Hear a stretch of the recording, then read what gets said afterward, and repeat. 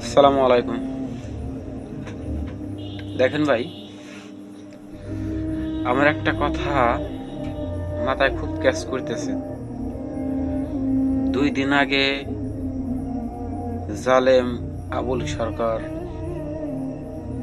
আল্লাহ পাককে নিয়ে কটূক্তি করছে বা কিছু খারাপ ধরনের কথা বলছে। আল্লাহ পাক আমাদেরকে মাফ করে দিক।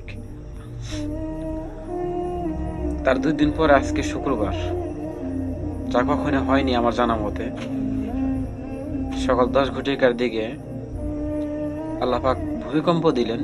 অনেক মানুষ অনেক ক্ষতিগ্রস্ত হয়েছেন, অনেক বিল্ডিং ভেঙে গেছেন, ধসে গেছেন। আমার তো মনটা করে এদের মতো জালেমদের কারণে আল্লাহ পাক হতে পারে আমাদেরকে যে এরকম কঠিন শাস্তি দিতেছেন। আল্লাহ পাক তো বলছেন একজন খারাপ মানুষের জন্য পুরা জমিন শাস্তি ভোগ করতে হবে। এটা ছিল তো সত্য কথা। কারণ কে কতটা খারাপ আমি এটা বলবো না। আমার কথা হলো, গোপনে অনেক অনেক গুনাহ করেন, তো প্রকাশ্য কিছু গুনাহ আছে এগুলো আল্লাহ পাক বলছেন মাফ করবেন না।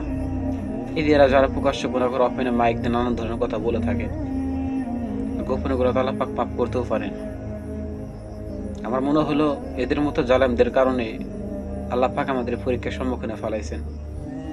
আল্লাহ আমাদের সবাইকে সঠিক বুঝ দান করুক, হেদায়েত দান করুক। আসসালামু আলাইকুম।